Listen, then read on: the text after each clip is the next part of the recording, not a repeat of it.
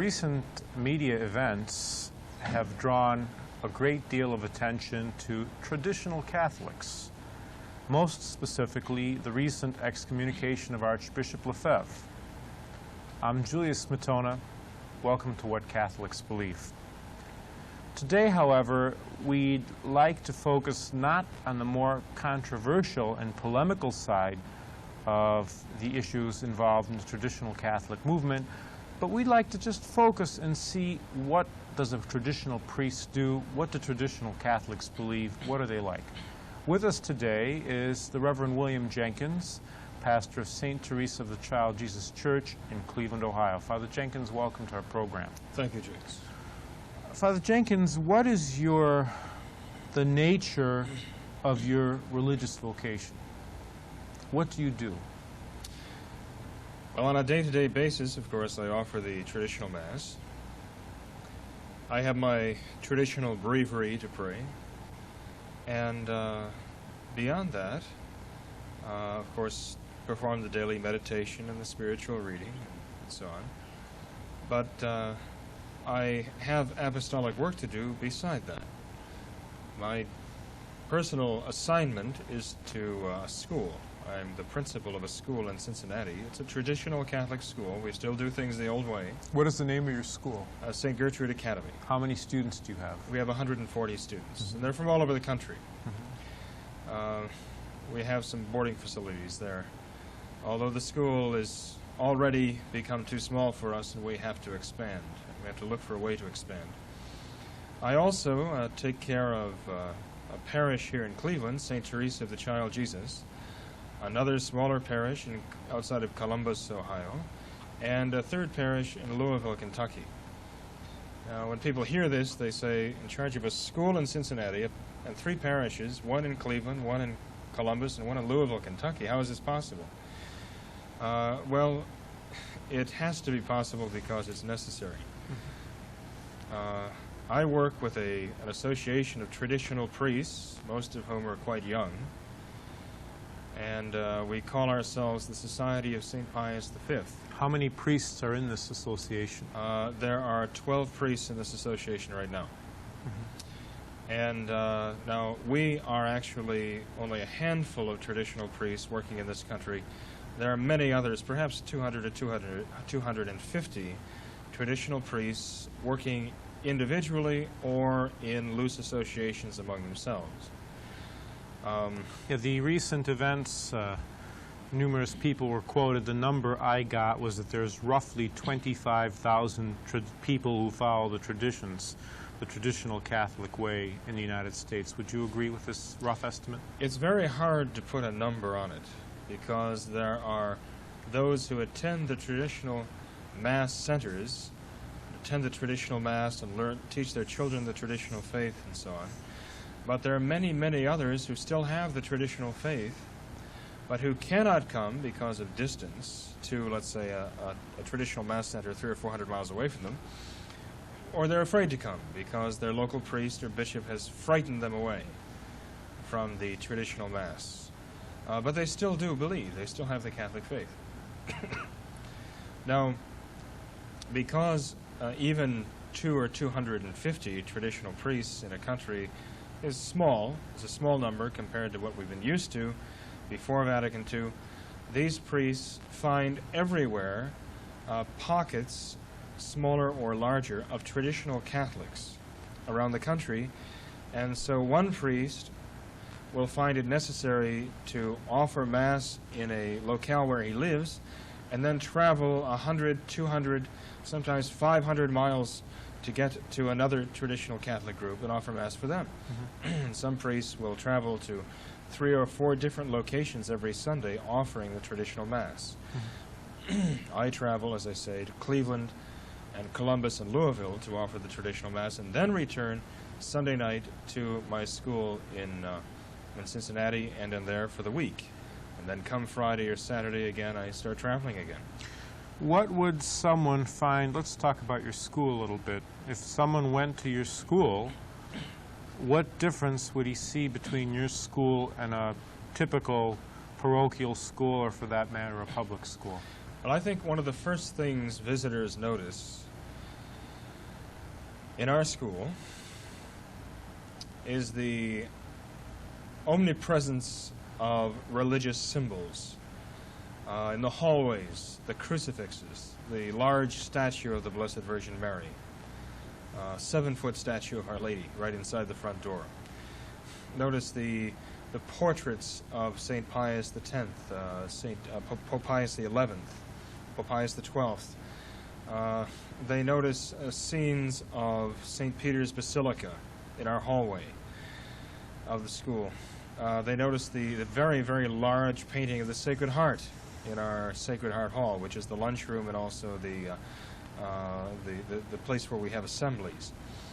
They notice crucifixes everywhere throughout the building, in every classroom. And I think what really impresses many of the visitors is when they walk into the kindergarten classroom or the first grade classroom and they see the old scenes depicting the mysteries of the Rosary or the Stations of the Cross for children. I think they're taken back to the years before Vatican II and remember what a beautiful, holy feeling there was in the classrooms of long ago, before the changes were made. What is your educational philosophy at St. Gertrude's? Our educational philosophy is based upon the preventive system of St. John Bosco. St. John Bosco was the founder of the Salesian order, or Salesian congregation. And St. John Bosco applied through his Salesians this preventive system, as he called it, which is based upon reason, religion, and kindness. And so he did not believe in harshness or in ridicule directed toward the students when they did something wrong or made a mistake. He believed that in order to be feared with not a servile fear, the fear of a slave towards his master, but to be feared with the fear a son has toward his father, you must first make yourself loved. And if you can make yourself loved by your kindness and by your justice and equity toward the students, then they will fear you as a son fears his father. It's a reverential fear. And his whole system is based upon that reverence that the teachers have to command. Of course, in order to really succeed in that system, you have to be a saint, or at least working towards it, which was why St. John Bosco was so successful, and why others cannot make that system work. But that is the educational system we try to follow at St. Gertrude Academy. We still have our flaws, of course, and we don't apply it perfectly, but we're working on it. Mm-hmm. How is this system met? When people come in, and do you often have problems with children acclimating themselves to a traditional environment? Well, we have to face the fact that the youngsters in St. John Bosco's time were very different from the youngsters in our own time. The youngsters in John Bosco's time never heard rock music, didn't take drugs. Even if they were available, they couldn't afford them because St. John Bosco was working with youngsters who were living in the streets and who were orphaned or abandoned by their parents. And that's why when he was kind to them, it meant so much to them, because no one else was kind to them. These children had never seen television. They had to eat often scraps out of the garbage. They had to work long hours under harsh masters. They responded readily to his kindness once they saw that he really loved them. But you see, nowadays, we have a situation where youngsters are simply consumed with liberalism. They're spoiled very often. Their wildness is glorified by rock music and television and stereotypes that are given to them, role models that they follow. And so often, in trying to apply this preventive system, we are looked upon as the ogres because we expect them to follow rules. And nowadays, anybody who expects them to follow rules is a bad guy. So it's much more difficult now to appeal to the youngsters. We don't give them anything they want. We don't spoil them. And therefore, we're looked upon as the meanies. But anyway, we still have to try to appeal to what is best in the youngster. In any youngster you find, there's going to be some goodness there. And you have to appeal to that and try to bring the best out of them. And this is what the preventive system is all about, and that's what we're trying to do. What about in the chapels you service? What would someone who walked off the street find there as opposed to going down to the church down his street? What differences would he notice? Well, a first-time visitor to St. Teresa's, for example, our parish right here in Parma, I think would be first impressed by the silence. He'd walk through the door and he'd see people in the church, but they weren't talking, and they weren't laughing, and they weren't shaking hands or telling jokes. They would be either sitting in the pew reading or kneeling down, all facing one way, and toward the tabernacle, which is right on the altar, front and center. And I think that silence would impress them, because very often when one walks into a modern church today, he finds the people laughing and shaking hands and having a grand old time. But you see, there's a theological reason for the difference. In the modern churches, their tabernacles are taken off to the side and put in a corner somewhere most often. And there's a table up front, and everybody's turned toward that table. And that's because they celebrate fundamentally a different kind of Eucharist than we do. When they say Eucharist, they mean the social Eucharist, the Eucharist of having good interpersonal relationships and interaction on a social level. You see, at St. Teresa's, when we say Eucharist, we mean the Holy Eucharist, not the social Eucharist, the Holy Eucharist. And that is why we have our tabernacle on the altar, and the altar's in the center. That's the focal point of attention. There's no table or ironing board up front or any structure like that to get in the way. And all attention is focused on the real presence of Christ, body, blood, soul, and divinity, in the Blessed Sacrament, in that tabernacle, on that altar. What would they see once Mass begins? Once Mass began, they would see a priest with his back toward them, facing the altar just as they are. And they would hear the priest speaking in Latin. In nomine Patris et Filii et Spiritus Sancti. Amen. Intro ibo ad altare Dei, ad Deum qui laetificat juventud. Amen. That's what they would hear. For many of them, it would bring them back. Which says, I will go into the altar of God, the God who gives joy to my youth. Yes, exactly. That's the beginning of the traditional Mass. I will go unto the altar of God. Now, obviously, they can't say that in the new Mass because they don't have an altar anymore. They have a table. The old-timers, those who were Catholics before Vatican II, would recognize that, and it would just sweep them back years before. The new-timers, that is the youngsters who were raised in this new religion, which purports to be the Catholic religion, but is actually an impostor, would have no recollection of this whatsoever. They would consider this to be very strange and foreign. And this is what one thing I find very, very sad, is that when we have youngsters who consider themselves Catholics, are told that they are Catholics, come to the traditional Mass, and see the Mass, they have no recollection of it whatsoever. It's like they're totally cut off from centuries and centuries of Catholic life.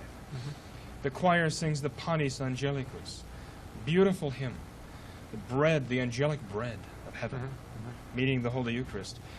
Catholics who'd been Catholics for 40 or 50 years would feel a certain welling up in their hearts of love.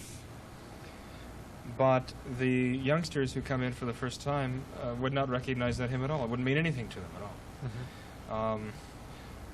But when the priest begins Mass at St. Teresa's, those who ever saw the traditional Mass would think, I believe, this is home. I'm home at last. They would see the statue of the Sacred Heart, and they would see the statue of the Blessed Virgin Mary flanking the altar. And they would look at those and they would say, I'm home at last, after a long exile. What about the method, say, of receiving the Blessed Sacrament? What would they notice upon coming in a church where you say Mass? Well, the priest turns to them with the consecrated host and says in Latin, "Behold the Lamb of God, behold him who takes away the sins of the world. Lord, I am not worthy that thou shouldst come under my roof, but speak only the word, and my soul shall be healed." And they say that 3 times. When you're saying they, the people say this, or the priest says this, or just... The priest says that, but this is the meaning. Speak but the Okay. word, and my soul shall be healed. Of course, the people are meant to be speaking that in their hearts with the priest, and each one applying it to himself. And then they come up and take their places kneeling at the communion rail. The priest comes down to them and gives them communion on the tongue. I will not place the host in the hand of anyone, but I place the host immediately on the tongue of the communicant, and the person then pauses for a moment, makes thanksgiving, and then goes back to his place. Now, before I give the host to someone, I face each one with a ciborium in my hand. That's the gold cup that holds the hosts.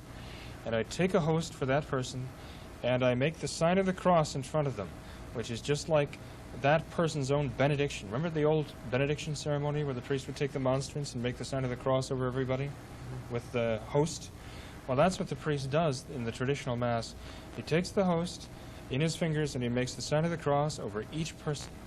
And he says, "May the body of our Lord Jesus Christ preserve your soul to everlasting life."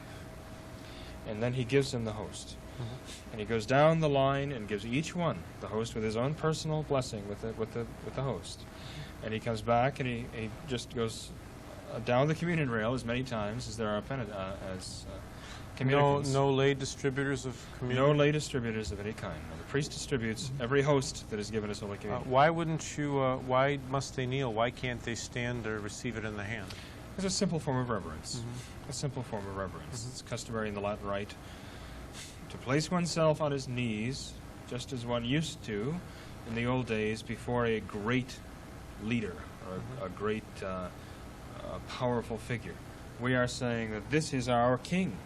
By kneeling down, we are saying this is our king, and we kneel before him to receive him. What's, in terms of personal behavior, what do you expect of your parishioners? How would the expectations you have of your parishioners differ from what is more generally expected of them?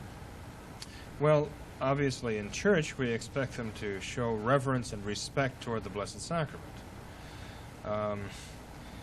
When it comes to their comportment outside, we expect them to live up to their traditional Catholic faith. And the words of our Lord, "If you love me, you will keep my commandments." So we expect our people to keep the commandments. We as traditional Catholics are a minority right now and are looked upon with a certain amount of suspicion. In a liberal society which doesn't like to be tied down to anything set or fixed, we believe there is not only a law that is to be followed, but that there is a law that must be followed by everybody. It's an objective law. And so we're looked upon with a certain amount of suspicion as though we're some kind of fanatics because we believe in an objective truth, an objective order to which everybody must conform his will. That's why traditional Catholics must not only be decent people, but they must be very good people. They must be exceptionally good. They can't afford to give scandal by their anger. They have to be patient. They have to be kind. They have to be chaste, that is pure, in their conduct. Even more so, let's put it this way, they'll be held even more responsible for impurity or anger or selfishness and injustice because since they are traditional Catholics, they are scrutinized more closely by others who expect more from them. What about confessions? It seems that currently there's not such a great stress placed on confession. What about you and your apostolate? Well, I and all of the other traditional priests who travel Mass circuits, going everywhere we can, or let's say everywhere we're asked to go to take care of traditional Catholics, always hear confessions before Mass on a regular basis. I mean, there may be times when our plane is late arriving and so on, but on a regular basis, routinely, we will have a confessional And we will go there and hear confessions. And it will be a real confessional, where the people don't simply walk into a nice room with a plant and 2 chairs and say, "Hi, how you doing, Father?" But they come in behind the curtain, and they kneel down, and when the priest is ready for them, they say, "Bless me, Father, for I have sinned. It has been so long since my last confession." And sometimes it's a week, sometimes it's a year, sometimes it's 10, 20 years. It's very common nowadays. And the priest is accustomed to that, and he always tries to be helpful. And the penitent says, "I accuse myself of the following sins." And then the priest listens to what the penitent has to say. If the penitent needs help, the priest will go through the 10 Commandments with him and ask him specific questions. Well, did you do this? Did you do that? If so, how many times? As well as you can remember.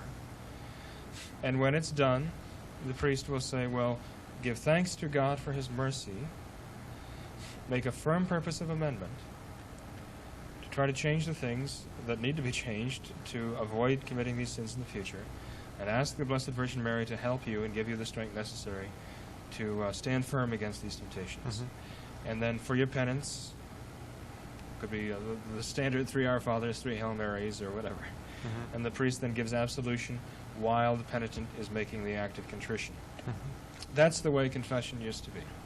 That's the way it is when it's given by one of our traditional priests. One of the things which strikes me is that very often, or most of the time,